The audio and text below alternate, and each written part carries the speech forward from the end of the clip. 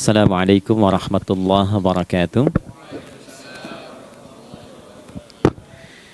Alhamdulillah wassalatu Halo. wassalamu ala Rasulillah Muhammad ibn Abdullah wa ala alihi wa sahbihi wa man walah wa ba'd. Faya ibadallah usi nafsi wa iyyakum bitaqwallah faqad fazal muttaqun fala tamutunna illa wa antum muslimun. Faqala ta'ala ya ayyuhalladzina amanu taqullaha haqqa tuqatih wa la tamutunna illa wa antum muslimun. Keluargaku sekalian yang terhimpun di dalam Perbagas, Pertamina Gas, kita mengawali dengan bermohon kepada Allah semoga siapapun yang berada di ruangan ini atau terhubung dalam kajian ini, semoga senantiasa dijaga, diberkahi, dan dilindungi dalam kebaikan oleh Allah Subhanahu wa Ta'ala. Kita doakan yang bertugas di luar kota. Tadi saya dengar info juga Pak Direktur sedang di Semarang. Semoga giatnya dimudahkan oleh Allah dan semoga diberikan keberkahan. Ada satu bagian yang penting amanat Nabi di hadis Muslim pada satu sifat kepemimpinan.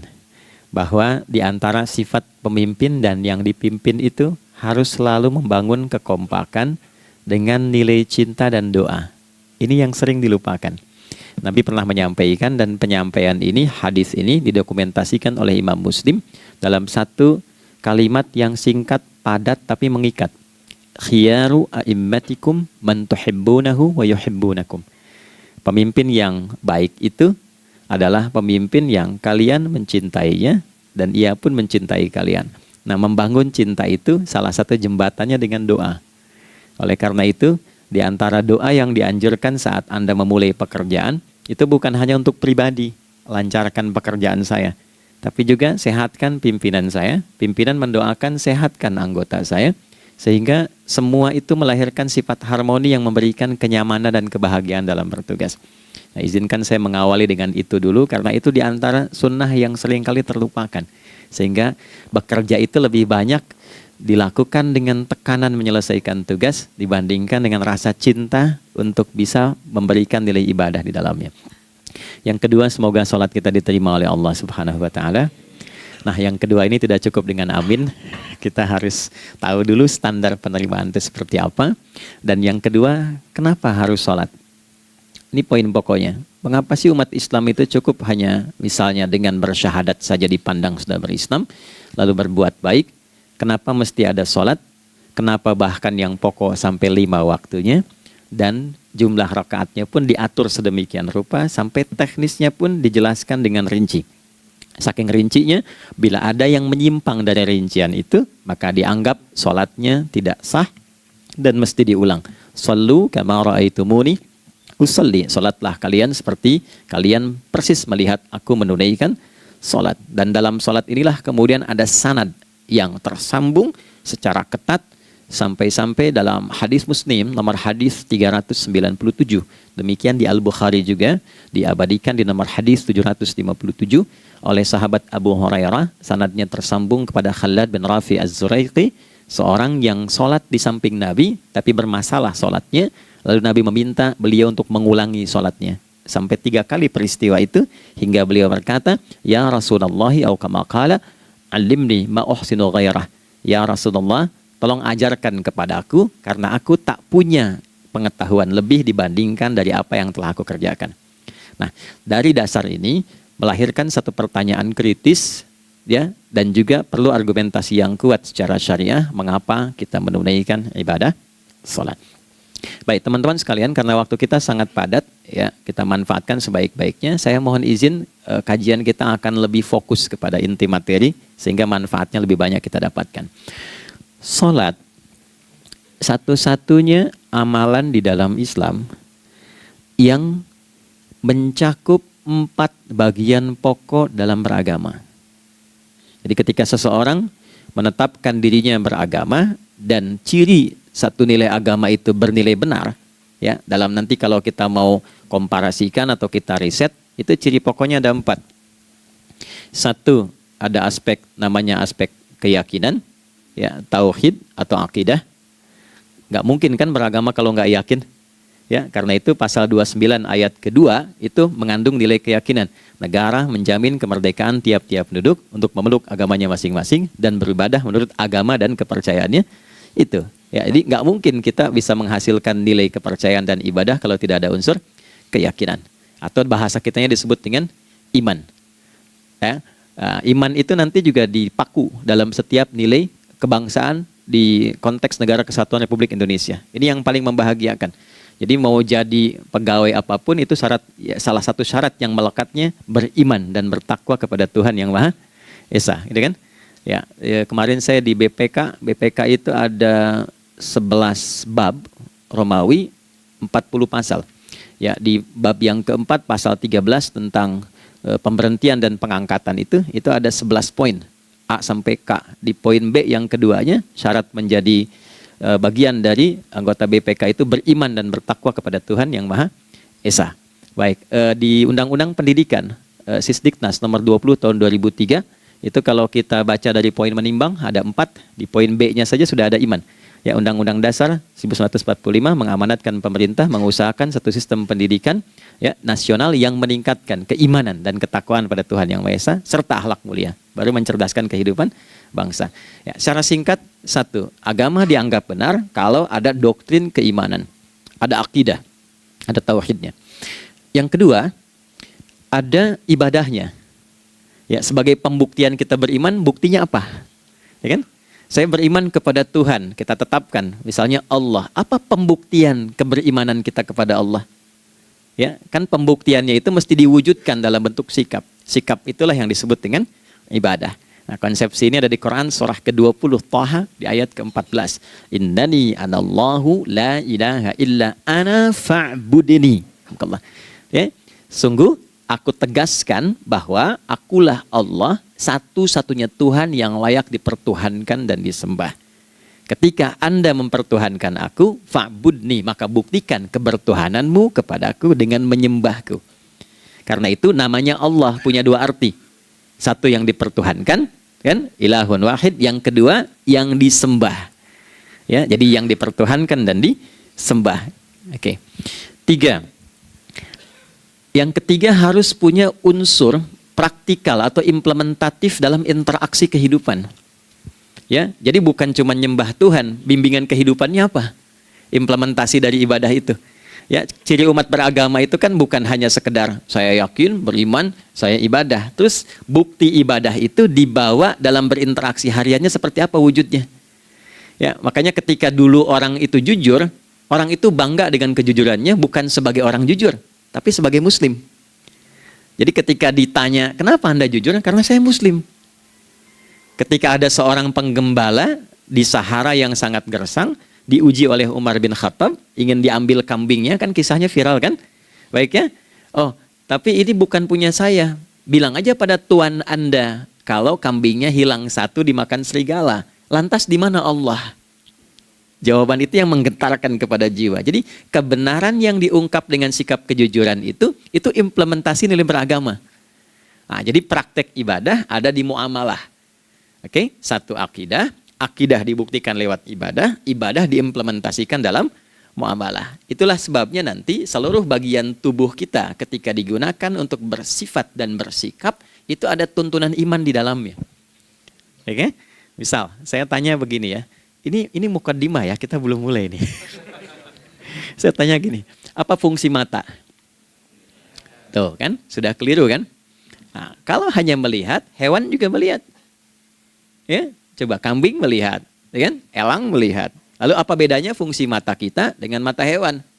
Ternyata ketika kita meriset ayat-ayat Al-Quran terkait dengan fungsi tubuh kita, itu rata-rata dibuka dengan iman dulu. Quran surah 24, surah Cahaya, ayat 30 untuk laki-laki, 31 untuk perempuan. Qul lil mu'minin. Ya Muhammad katakan, viralkan pada pria-pria yang menyatakan dirinya telah beriman. Yaghuddu min absarihim, gunakan pandangannya itu yang dibimbing oleh imannya untuk melihat yang baik saja menurut standar imannya. Jadi kalau menurut imannya tak baik, nggak boleh dilihat. Karena itu ketika Anda sudah mengatakan asyhadu an la ilaha illallah, asyhadu anna Muhammadar Rasulullah, kalimat itu dari lisan turun ke hati, itu jadi cahaya ke bagian tubuh kita. Makanya ketika Anda melihat, itu ada cara pandang tertentu yang dibimbing iman. Standarnya beda dengan tanpa iman. Kalau nggak ada iman, semua mungkin terlihat. Tapi ketika ada iman, hati kecil Anda akan bicara, ini nggak baik. Palingkan. Nah, memalingkan dari yang tak baik menurut iman, itu namanya ghaddul basar. Oke? Perempuan juga begitu, setara. Wa kullil mu'minati yaghdudna min absarihinna. Dan katakan pada setiap perempuan yang menyatakan dia beriman, maka gunakan pandangan itu dengan bimbingan imannya. Ketika tak baik menurut imannya, palingkan. Ya, Anda lihat kajian di YouTube, terus ada iklan kan? Terus menurut standar iman nggak bagus, itu otomatis akan nggak suka itu. Ya, pasti dipalingkan. Ya. Anda kalau naik pesawat tuh ya, tugas keluar tuh, pertagas tugas keluar. Kalau pramugari lagi demo tuh yang dilihat pramugarinya apa demonya tuh. Nah, iman itu akan bekerja di situ tuh. Ya, palingkan tuh. Nah, sama dari mata turun ke, jangan langsung ke hati aja, ke lisan dulu kan. Ya, ke mulut kan. Itu mulut tuh ketika digunakan fungsinya, imannya disebut dulu. Ya, Quran surah 49 ayat 11 misalnya. Ya ayyuhalladzina amanu, imannya dulu. La yaskhar qaumin qaum. Ayat 12-nya la yaghtab ba'dukum ba'dha. Hai orang-orang yang telah menyatakan beriman. Kalau pakai alladzina disebutkan 1080 kali dalam Al-Quran, itu kalimatnya diksinya singkat, padat, mencakup semua tanpa sekat. Oke, jadi kalau laki-laki, perempuan, tua, muda, besar, kecil, beda strata, duniawi, itu semua tercakup di dalamnya. Hei semua yang telah menyatakan beriman, gunakan imanmu untuk membimbing lisanmu bertutur. Kalau masih merasa punya iman, jangan gunakan lisan untuk mencela merendahkan orang. Untuk bergibah, membuat hoax. Didetilkan oleh Nabi kalimatnya jelas. Man kana yu'minu billahi wal yaumil akhir falyakul khaira aw liyasmut. Siapapun. Nah, dari alladzina ketika dirinci pakai man. Ya, man itu bentuk tunggal, ya, personal, tapi maknanya general. Jadi kalau Anda, saya, kita baca ayat atau hadis ada man, posisikan Nabi sedang bicara ke kita. Ya, hei Adi Hidayat, posisikan Nabi bilang gitu tuh. Kalau engkau merasa beriman sama Allah dan yakin dihisab di hari kiamat, jaga lisanmu. Katakan yang baik dengan bimbingan imanmu, tak mampu engkau diam. Jadi cukuplah suami istri itu menggunakan satu hadis ini, pasti sakinah itu muncul dalam kehidupan rumah tangganya. Ya, itulah sebabnya kenapa sakinah didahulukan dibanding mawaddah. Hati-hati ya, Mbak, walaupun namanya sakinah nggak ada ini nggak akan datang tuh ketenangan tuh. Ya, ada yang tahu nggak rahasianya? Kenapa sakinah duluan dibanding mawaddah? Ya, 5 juta. Ya, waktu habis karena padat sekali. Maddah jamaknya mawaddah, rasa kasih yang tumbuh dari pemberian materi. Jadi kalau rumah tangga itu ingin cenderung pada kebahagiaan, boleh berbagi dengan materi. Ya, istri cemberut, ya Anda datang dengan senyuman, sayang, kenapa? Ya, ini emas 2 kilo, nah itu pasti sehat lagi tuh. Ya, itu mawaddah. Tapi maaf, walaupun Anda mapan bekerja, harta cukup melimpah, ruah, tapi tidak ada ketenangan di rumah tangga, tidak ada sakinah, maka hampa kehidupan rumah tangga itu. Itulah sebabnya kenapa di Quran sakinah lebih dulu dibandingkan dengan mawaddah. Saya tanya ibu deh, ibu pilih mana? Kaya tapi gelisah atau miskin tapi tenang? Oke. Saya paham itu. Saya paham. Suami juga sepakat semuanya. Ya, artinya apa? Kita nggak bisa menghilangkan unsur ketenangan. Oke, itu hanya pembuktian argumentatif ya, supaya kajiannya lebih kepada argumen. Jadi ada akidah terkorelasi dengan ibadah, implementasinya di aspek muamalah. Nah, nanti cara bermuamalahnya diatur lewat akhlak namanya. Bagaimana bermuamalah yang baik? Kan Anda, maaf ya, berekspresi kepada pimpinan dengan kawan kan berbeda.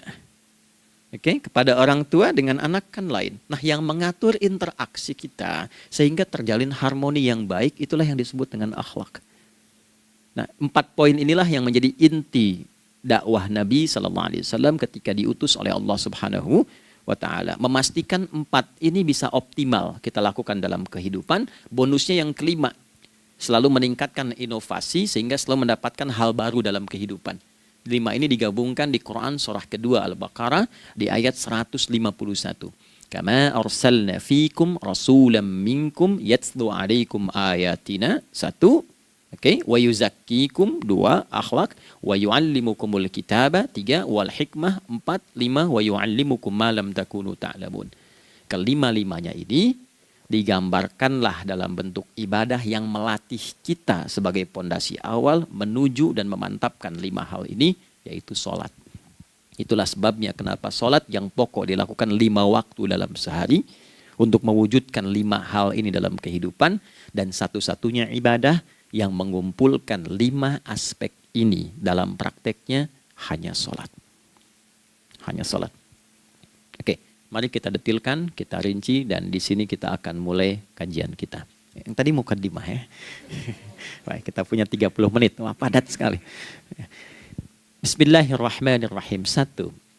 Salat adalah perwujudan iman seorang hamba. Karena itulah kalimat salat pertama kali disebutkan dalam Al-Quran, itu letaknya setelah kalimat iman. Al-Baqarah ayat 3. Alladzina yu'minuna bil ghaibi wa yuqimunas shalah. Orang-orang yang telah menyatakan beriman dan konsisten menjaga imannya. Beda alladzina amanu dengan yu'minun. Amanu telah beriman. Tapi kalau dia komitmen dan konsisten terus menjaga imannya sampai saat dia berpulang pada Tuhannya, maka berubah nanti bentuknya kalau di bahasa Arab jadi mudhari'. Kalau di bahasa Inggris kan tuh punya 3 arti. Present, continuous, and future. Jadi kalaupun sekarang terus berlangsung sampai masa depan pun saya tetap akan beriman. Nah, pembuktian untuk menjaga iman itu pembuktian utamanya pada sholat. Itulah sebabnya satu-satunya amal ibadah dari rukun Islam yang 5 itu, ya, satu-satunya amal ibadah yang disebut iman dalam Al-Quran hanya sholat. Teman-teman boleh buka Quran surah kedua Al-Baqarah di ayat 143. Ya, di pertengahan ke ujung ayatnya. Saya percepat. Wa ma kana Allahu liyudhi'a imanakum. Dan Allah nggak akan pernah menyia-nyiakan sholat seseorang yang dikerjakan karena imannya. Ayat ini turun, maaf, ketika ada terjadi pergantian arah kiblat. Dari yang tadinya semula ke Masjidil Aqsa, lalu berputar 180 derajat, beralih ke Masjidil Haram. Nabi sedang berada di luar Madinah. Madinah tempo dulu, wilayahnya nggak seluas cakupan sekarang.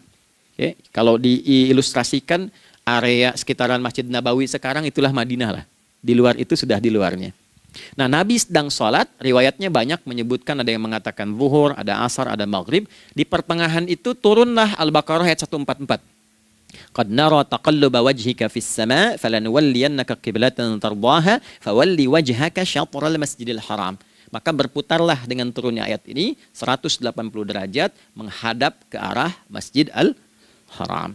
Problemnya adalah ketika Nabi dan pengiring beliau kembali ke Madinah, area Masjid Nabawi, kan nggak semua masyarakat ikut. Maka virallah informasi itu bahwa kiblat telah beralih ke kiblat awal, yaitu Ka'bah Al-Musyarrafah. Maka penduduk panik pada saat itu. Status sholat kami yang tadi dikerjakan bagaimana? Karena sudah nggak bisa diulang, sudah pindah waktu. Maka turunlah kemudian firman Allah yang Al-Baqarah 143 itu, wa ma kana Allahu liyudhi'a imanakum.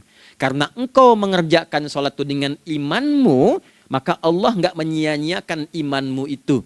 Maksudnya apa? Walaupun arah kiblatnya tidak tahu mengarah kepada sisi yang belum berubah, tetap dihitung pahalanya sempurna karena imannya. Gitu. Nah, ini nanti yang menjadi landasan turunnya Al-Baqarah ayat 115. Walillahil masyriq wal maghrib fa aynama tuwallu fathamma wajhullah. Kalau Anda sedang tugas nanti di lapangan, lalu sulit menemukan arah kiblat. Aplikasi susah karena sinyal nggak masuk misalnya. Oke. Kemudian juga matahari agak remang-remang sehingga sulit untuk terlihat patokannya. Maka dengan keyakinan, dengan iman itu, menghadaplah ke arah yang kita yakini, maka berlakulah Al-Baqarah 115. Di saat itu diterima amal ibadah kita sama dengan yang menghadap kiblat dengan dasar imannya. Oke. Nah, pengertian terbaliknya, mafhum mukhalafahnya, maka Nabi mengatakan, al-farqu bainal mu'min wal kafir tarkus shalah. Beda antara orang yang beriman dengan yang belum beriman adalah pada sholatnya. Jadi kalau ada orang mengatakan sudah beriman dan tidak menunaikan sholat, ini artinya keimanannya belum diakui sepenuhnya oleh Allah Subhanahu wa taala. Jelas ya? Halo, kenapa sedih begini? Maaf, saya terlalu cepat nggak? Enggak ya, baik. Jadi dalam poin ini penting pembedanya di sholat. Itulah sebabnya kenapa dari kecil kan, usia sekian, dari mulai 3 ke arah 7 tahun contohkan. Ya, orang tuanya sholat bentangkan sejadah. Kalau bisa kalau anak sudah mulai suka tuh kasih model sejadah yang anak-anak sukai bentuknya. Ya, dulu ada anak saya senang model mobilan, saya tidak sebutkan supaya tidak endorse gitu ya. Dikasih sejadah dengan pola itu, dia senang tuh ikutin. Kita nggak minta sholat, dia datang sendiri. Ya, nanti setelah mulai 7 tahun kan baru diajarkan dengan baik, diajak ke masjid kalau yang laki-laki. Demikian seterusnya. Ya, mengapa dari awal dituntun seperti itu? Untuk memberikan sebuah penguat bahwa penjagaan iman dimulai dari sejak dini. Ya, tapi di Indonesia saya perhatikan kelasnya sudah advance. Ya, TK sudah manasik gitu. Okay. Itu satu ya. Karena nanti kalau Nabi bilang begitu artinya akan terjadi orang mengatakan beriman tapi tidak sholat. Ya, makanya keras dari awal Nabi katakan bahwa pembeda antara orang yang beriman dengan yang baru klaim beriman itu pada sholatnya. Ya, pada sholatnya. Mengerjakan sholat maka sah status imannya, tidak menunaikan sholat maka bermasalah imannya. Itu poin yang pertama. Yang kedua teman-teman sekalian, ibadah. Kita lanjut ya.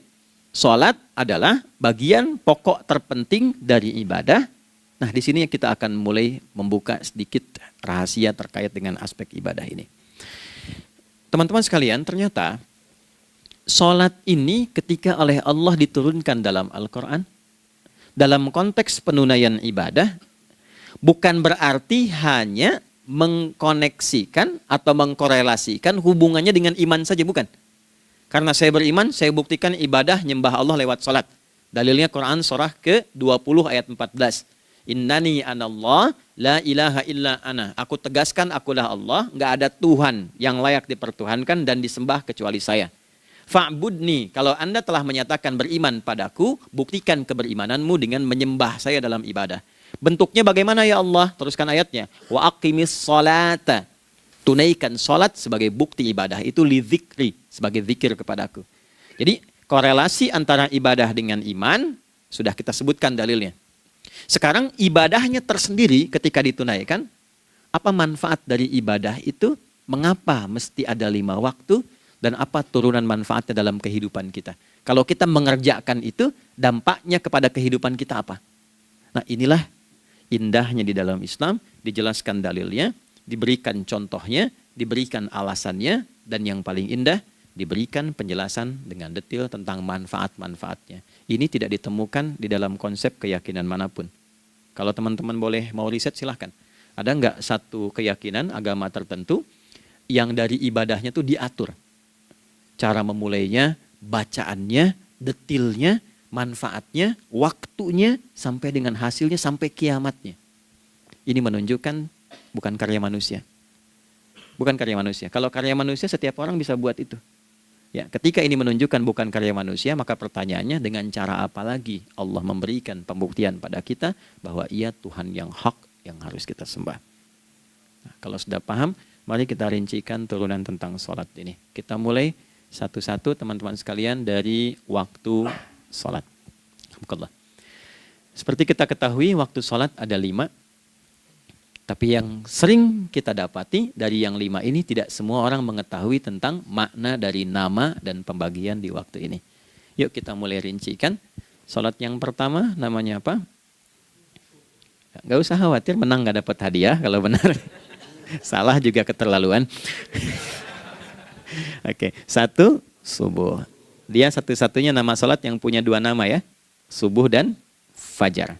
Oke, Pak Fajar, Pak waktu sholat. 2 zuhur. 3 asar. 4 maghrib. 5 isya. Oke, rumus hitungannya 24, 4, 3, 4 ya. Rumus bilangannya 24, 4, 3, 4. Kalau mau tanya nomor koneksi dengan Allah 24, 4, 3, 4, 2 subuh, 4 zuhur, 4 asar, 3 maghrib, 4 isya. Oke, pertanyaannya apa artinya nama itu? Selama ini jangan-jangan kita hanya tahu namanya tapi tidak memahami maknanya. Itu poinnya. Oke, sekarang mari kita mulai. Izin saya tidak punya kemampuan untuk menuliskan, ya, karena memang saat ini terbatas. Tapi kalau diperkenankan bisa kita coba uraikan sedikit. Baik.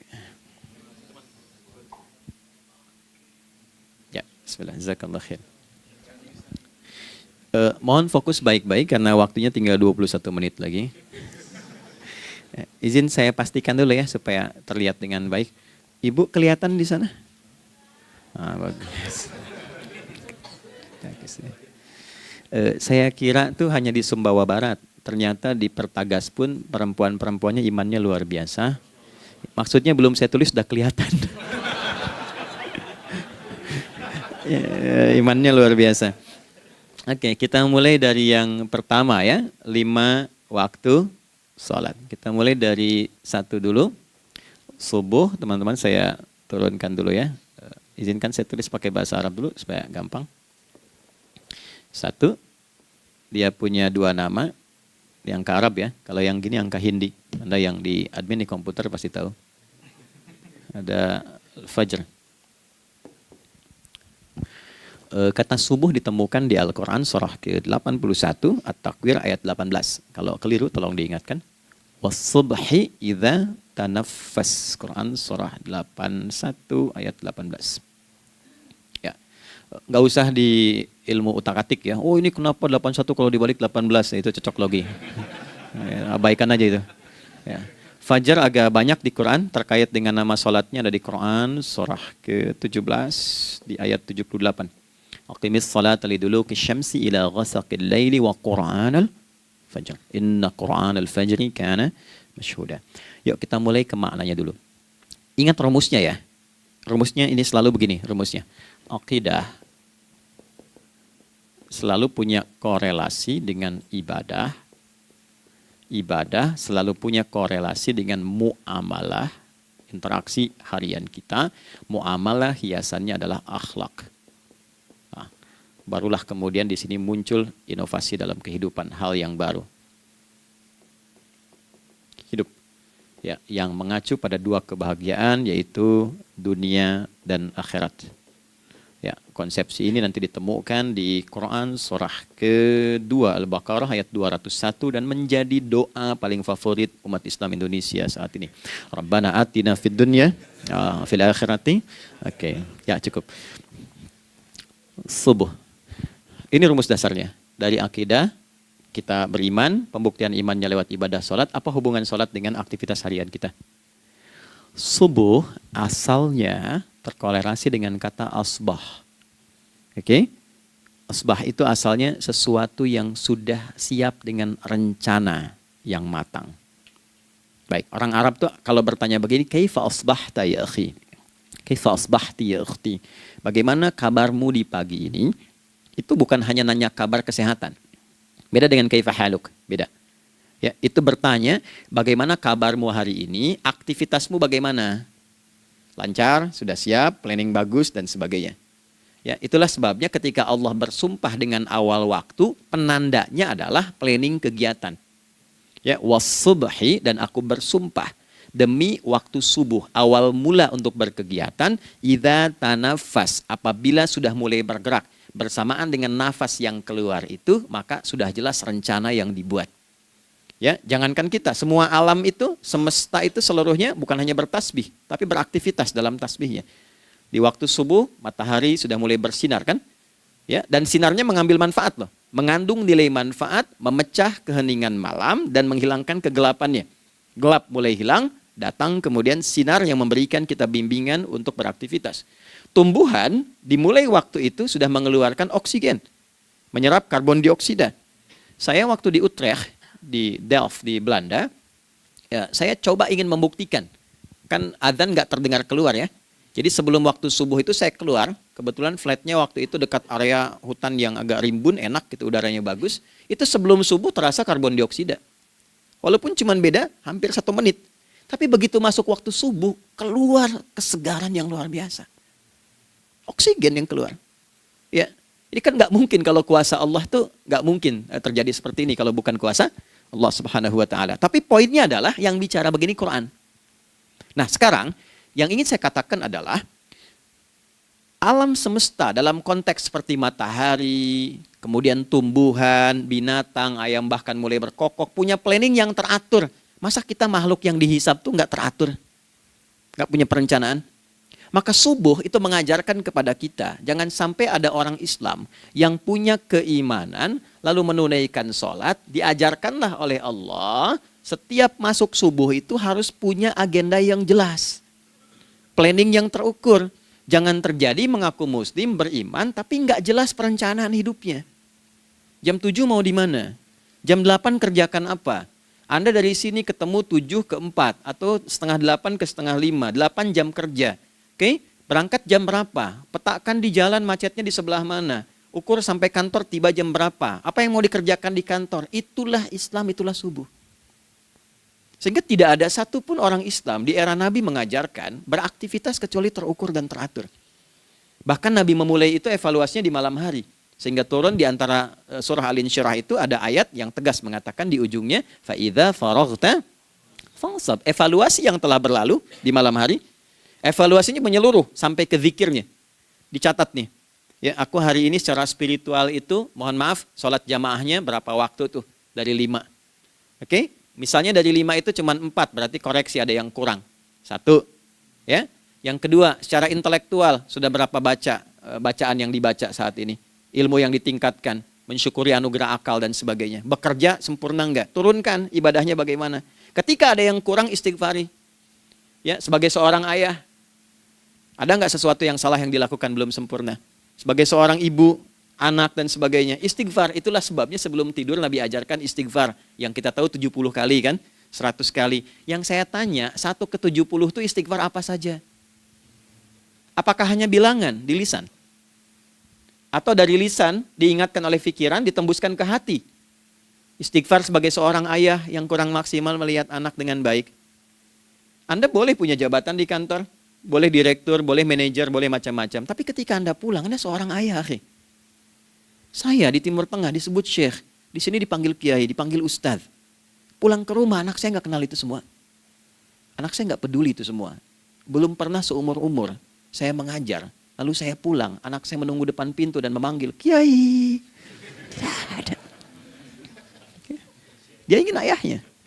Dia ingin ayahnya. Ya, kenapa nggak kita hadirkan istighfar pertama kita itu karena kita kurang perhatian. Kurang perhatian kepada anak misalnya. Saya kalau pulang tengah malam dan semua tertidur, saya lihat satu-satu. Perbaiki cara tidurnya, doa, lihat satu-satu, minta ampun sama Allah. Dan ya kadang sebelum mengalirkan air mata kita nggak bisa tidur karena nggak tahu nanti ketemu lagi nggak di akhirat. Ya, itu poin yang paling penting. Nah, jadi istighfar pertama itu untuk diri kita ketaatan pada Allah, untuk diri kita sebagai anak pada orang tua, sebagai suami punya tanggung jawab istri atau sebaliknya, demikian seterusnya. Nah itu kalau sudah kita bisa lakukan, dievaluasi, direncanakan besoknya. Fa'idha faraghta fansab, direncanakan lagi yang berikutnya, besok mau ngapain, tulis malam. Kalau kita biasakan begitu, tidurnya enak. Karena nggak ada beban, damai hidupnya. Dengan teman damai kalau ada perselisihan sebelum tidur. Ya, jadi nggak ada orang mengigau itu masalah-masalah kehidupan dunia yang belum tuntas. Ini dunia saat, terjaga bermasalah, saat tidur pun masih bermasalah. Gara-gara kamu nih, kapan istirahatnya? Ya. Nah, ketika kita bangun dari subuh itu, maka rencana yang sudah kita siapkan itu, teman-teman sekalian, dibawa menghadap Allah supaya minta kemudahan, minta kelancaran, minta pendampingan, minta bimbingan. Itulah sebabnya kita dipanggil sholat di awal waktu, supaya rencana yang sudah kita siapkan itu minta taufiknya, persetujuan dan perlindungan dari Allah. Inilah yang menjadikan rahasia umumnya para sahabat memulai berkegiatan sejak dari masjid. Teman-teman boleh riset deh, hadis-hadis tentang sholatnya sahabat dan kaitannya dengan syuruk dan pekerjaan. Rata-rata memulai dari masjid. Mereka tungguin, evaluasi, begitu siap, syuruk, minta sama Allah, berangkat. Saya mau kasih satu rahasia ya, boleh jadi ijazah tapi ini diantara kita aja ya. Anda boleh lakukan, berangkat ke masjid itu dengan baik, terus minta misalnya, ya Allah, Kau perintahkan aku untuk berikhtiar, sekarang aku lakukan. Kau perintahkan aku untuk merencanakan, sekarang aku ikhtiarkan. Mohon lindungi, mudahkan, dan berikan bimbingan terbaik untuk mendapatkan hal yang wajar, halal, baik, dan kau ridhoi. Anda berangkat. Pulang, sebelum nyampe rumah, mampir dulu ke masjid. Masjid terdekat dari rumah aja. Sholat 2 rakaat, situ. Ya, sholatnya bisa sholat wudhu, tahiyatul masjid, dan sebagainya. Setelah itu pulang. Doa dulu habis sholat. Ya Allah, aku telah berikhtiar seperti apa yang telah engkau perintahkan. Sekarang aku memohon rizki darimu seperti apa yang telah engkau janjikan. Kalau dengan semua ikhtiar ini belum cukup menurunkan rizki darimu, maka mohon tunjukkan padaku saat ini dengan cara apa lagi aku mesti berikhtiar. Oke? Silahkan Anda pulang dengan suasana itu ke rumah. Dan lihat apa yang terjadi. Rasakan bedanya, bedakan rasanya, dan pasti terasa bedanya. Gak ada kesan yang lain pada jiwa. Jadi yang dibawa ke rumah itu bukan aura kantor. Bukan aura jalan yang macet. Tapi ada ketenangan, kenyamanan, dan kenikmatan. Kalau teman-teman mau pakai sunnah sahabat ini dalam dunia pekerjaan, dan Anda lakukan coba sehari ini saja, rasanya pasti beda. Ya, ini bagian pertama. Nah, ketika kita ingin datang menghadap Allah, dan mulai membawa rencana kita, kan perlu isyaratnya kan, kapan dimulai? Gak bisa tiba-tiba saya bangun jam 3 langsung sholat subuh, kan tidak begitu. Ya kan? Mesti ada satu sinyal dulu, yang dari sinyal itu ada feedback pada diri kita untuk merespon, gitu kan? Nah, pancaran respon atas sesuatu yang memancar akibat satu hal yang terjadi, kalau di gaya itu kan kalau ada gaya gerak, gaya dorong kan? Ya, kalau nggak salah F1 sama dengan F2 kan? Nah, gaya gerak sama dengan gaya dorong. Geraknya dikit, bunyinya kecil kan? Kencang bunyinya. Kencang. Terus ada F berbanding lurus dengan P, hukum Pascalnya. Gaya berbanding lurus dengan tekanan, kan? Semakin banyak gaya semakin tertekan. Nah, respon yang muncul ketika ada satu misalnya gaya, tapi responnya sifatnya materi sifatnya. Ya, misal kalau Anda mau mengebor air, kan? Kemudian keluar terpancar tuh dari bawah itu keluar misalnya air. Nah, itu namanya infajar. Infajar. Dalilnya Quran surah kedua ayat 60. Wa idzistasqa Musa liqaumihi faqulna idrib bi'asakal hajar fanfajarat minhu 12 aina. Nabi Musa kata Allah itu kaummu 12 suku minta mata air. Dan enggak tanggung, setiap sukunya minta satu, katanya supaya enggak rebutan. Maka Allah firmankan, pukulkan tongkatmu yang kayu. Lihat diksinya detil sekali. Pukulkan tongkatmu yang kayu ke batu itu, maka batu itu akan terbelah dan mengeluarkan pancaran 12 mata air. Ya, tongkat kayu dipukulkan ke batu, batunya yang hancur. Karena Musa seorang nabi, gitu kan? Anda punya tongkat emas, pukulkan ke batu, maka keluar 12 air mata. Gitu kan? Nah ini, infajar. Kalau respon yang keluar itu respon buruk. Misal dalam nafsu, kan suka ada trigger ya yang memancing respon terus nafsu keluar kan? Ya, apa saja itu? Lihat gambar yang nggak bagus, nafsu keluar, gitu kan? Lihat sendal bagus, nafsu keluar, macam-macam ya. Nah itu fujur namanya, fujur. Hurufnya masih sama, cuma bentuknya berbeda. Fa, jimnya masih ada waw, ada ra-nya, fujur. Quran surah 91 di ayat 7-10. Wa nafsi wa ma sawwaha fa'alhamaha fujuraha wa taqwaha. Fujur tembus ke nafas, nafas memerintahkan yang buruk disebut su. Nafas ketemu su jadi nafsu. Makanya nama lain fujur itu nafsu. Dalilnya Quran surah 12 ayat 53. Wa ma ubarni'u nafsi innan nafsa la'ammaratun bisu. Ya, la'ammaratun bisu'i illa ma rahimah rabbi. Oke, nafas ketemu su. Teruskan.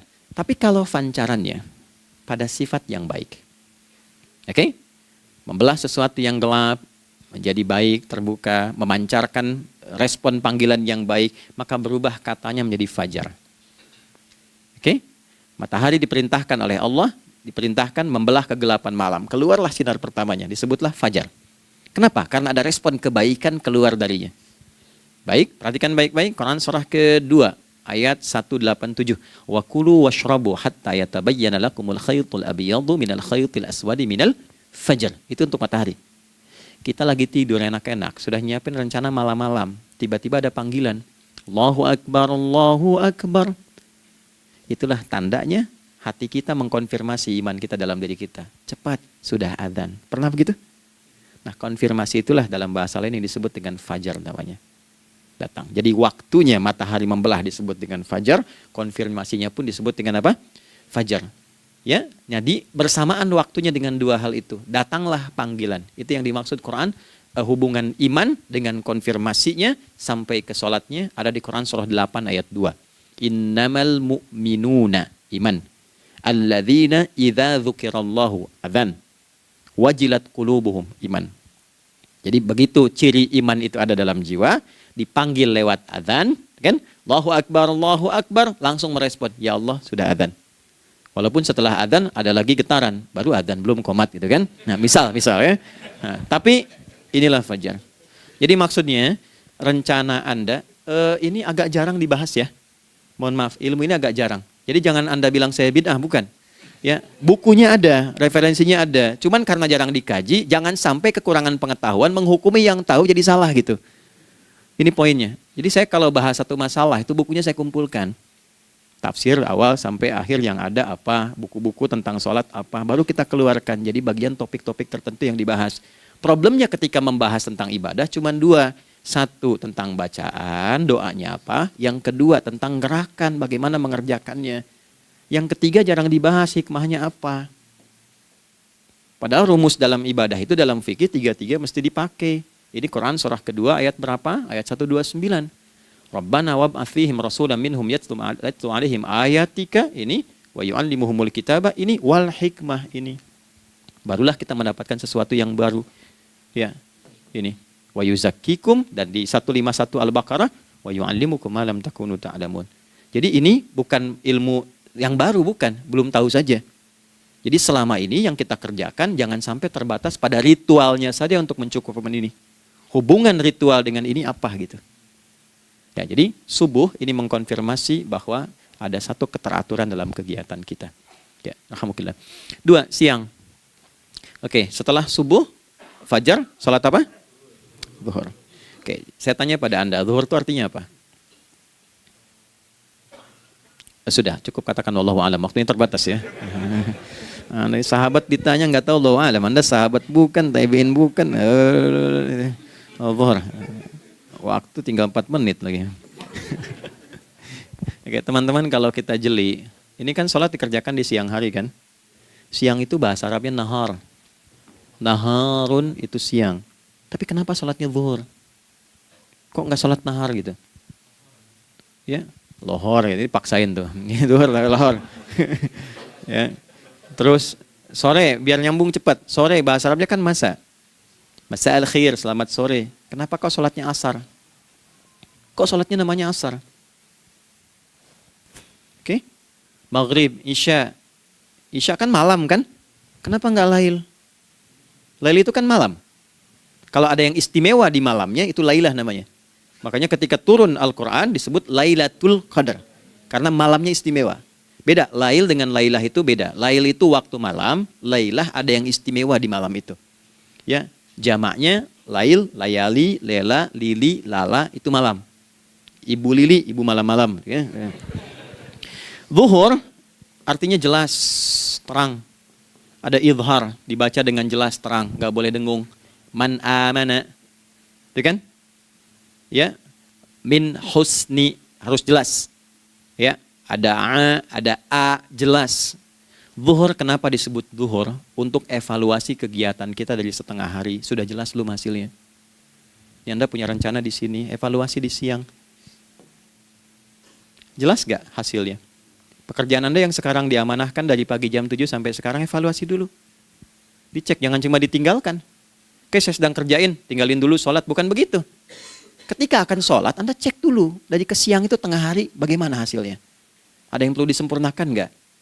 Ya, ketika ide-idenya mulai mentok, ada yang belum selesai, datang dulu sholat, tenang lagi. Saat tenang itulah dirumuskan kembali pelan-pelan. Kan lumayan dari jam 12 sampai jam 1. Diisi dengan baik, dilihat. Itu baru dunia ini. Kan kita ngejar ini juga. Karena nanti ayat 200-nya, ada yang cuma ngejar ini.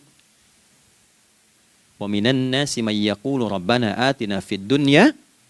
Bukan, kalau nggak hafal diam aja. Wa minan nasi may yaqulu rabbana atina fid dunya wa ma lahu fil akhirati min khalaq.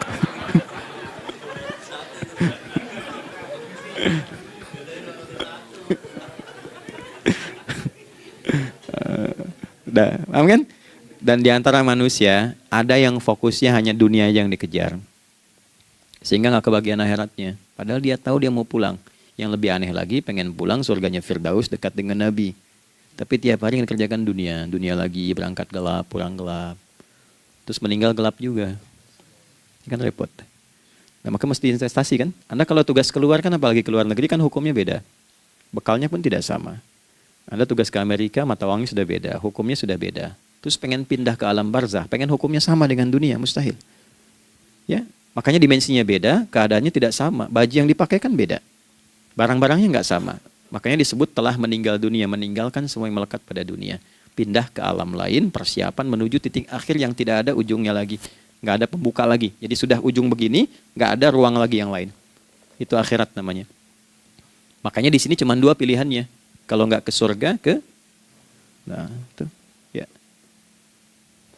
Apa investasi yang ada di sini? Maka siang itu dicek dulu, pekerjaan jadi ibadah nggak? Tadi niatin ibadah nggak waktu berangkat dari rumah? Kan? Waktu ngetik, waktu ngerjain di kantor, jadi ibadah nggak? Kalau ibadah, Anda nggak mungkin berbuat kriminal. Anda nggak mungkin berbuat maksiat, nggak mungkin nipu, nggak mungkin nyogok, nggak mungkin korupsi. Kan lagi ibadah, nggak mungkin curang. Kan lagi ibadah. Anta budallaha ka'annaka tarah. Anda itu mengerjakan segala hal sebagai ibadah, merasa diawasi Allah. Fa in lam takun tarah fa innahu yarak. Kalaupun Anda merasa nggak melihatnya, Anda yakin Anda dilihat. Itulah kerja pakai iman, maka ini di bawah akidahnya. Jangan ditinggalkan. Nah, inilah yang selama ini kita butuhkan. Ya. Inilah yang melahirkan nilai etik, makanya adanya dalam jiwa. Takwa itu kan dalam jiwa, melahirkan etos.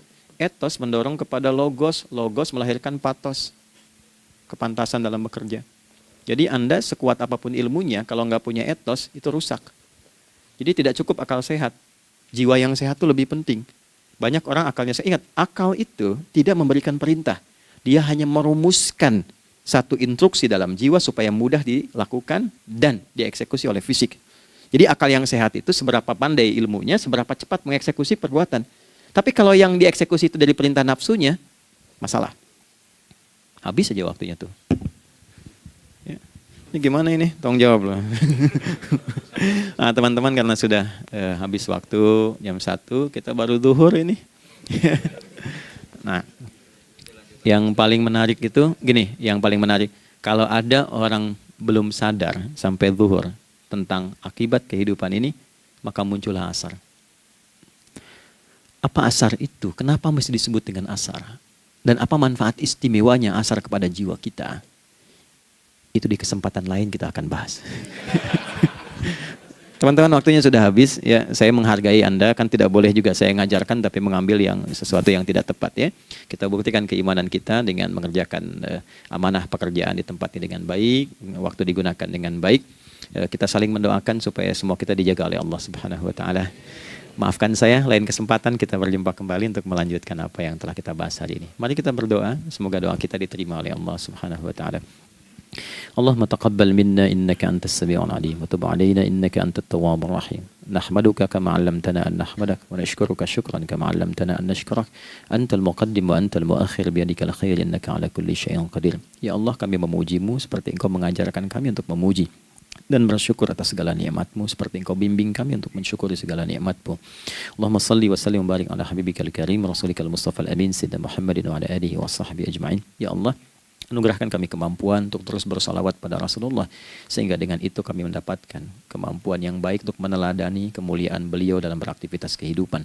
Rabbana la tada' lana fi maqamina hadza dhanban illa ghafartah. Ya Allah, jika ada pendosa hadir di ruangan ini atau terhubung dalam kajian ini, maka jangan biarkan ya Allah ia meninggalkan tempat ini dan kajian ini kecuali Engkau telah ampuni seluruh dosa-dosanya. wala hamman illa farajtah. Ya Allah, jika ada satu di antara kami yang menghadiri kajian ini membawa kegelisahan, maka mohon tenangkan keadaan hatinya. Wala asiran illa yassartah. Jika ada yang sedang diliputi oleh kesulitan, maka mudahkan, ringankan, dan hilangkan seluruh kesulitannya. Wala maridan illa syafaitah. Dan bila ada di antara kami yang diuji dengan penyakit, maka mohon angkat dan sembuhkan penyakitnya. Rabbana atina fid dunya hasanah wa fil akhirati hasanah wa qina adzabannar. Wa sallallahu ala sayyidina Muhammad wa ala alihi wa sahbihi ajma'in. Wa akhiru da'wana subhanakallahumma rabbana wa bihamdika nashhadu an la ilaha illa anta nastaghfiruka wa natubu ilaik. Walhamdulillahi rabbil alamin. Nasrun minallah fathun qarib wa basyiril mu'minin. Terima kasih untuk semuanya. Mohon maaf kami langsung pamit. Assalamualaikum warahmatullahi wabarakatuh.